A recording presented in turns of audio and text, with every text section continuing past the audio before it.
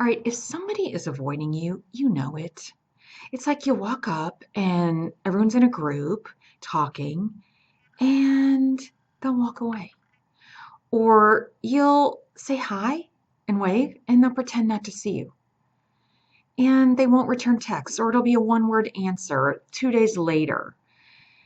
And you'll get this feeling from this person. You know it. You know it. It's like, okay, I don't really want to be around you. Okay? That's the feeling you're getting, and listen to that.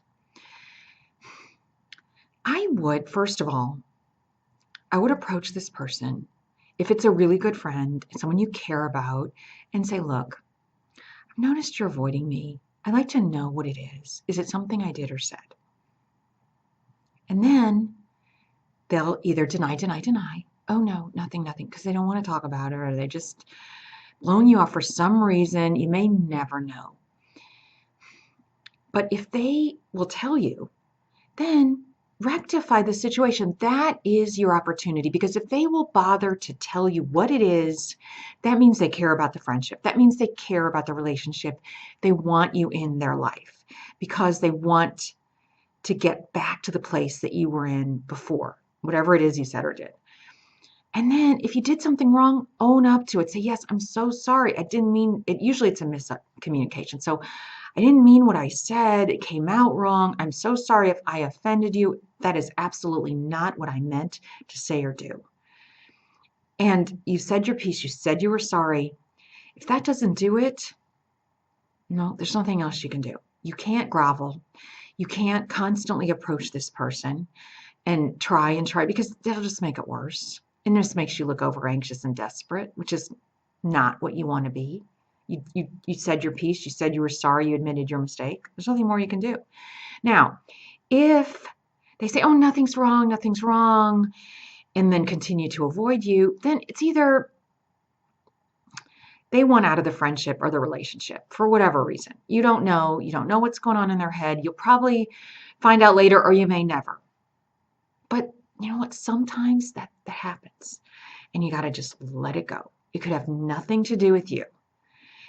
Their life's changing, and they want different friends. They're outgrowing their relationship. Whatever it is, they have to deal with it themselves. And again, you can't keep going up to them and trying harder, because the harder than you try, the more desperate and anxious you look. So you have to let it go. And not to say that you can't revisit the friendship or the relationship down the road. You can.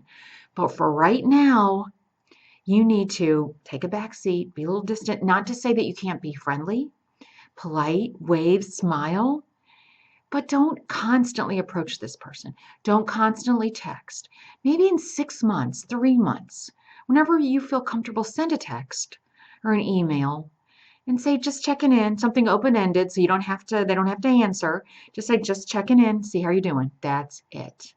And then the next 6 months later, 3 months later, whenever you feel like, okay, I want to just check in with this person. I just want to keep the lines of communication open. And that amount of time will give him or her some objectivity. And maybe look back at like how she acted or he acted. Maybe she'll think, okay, I didn't handle this right. And maybe you'll be friends again.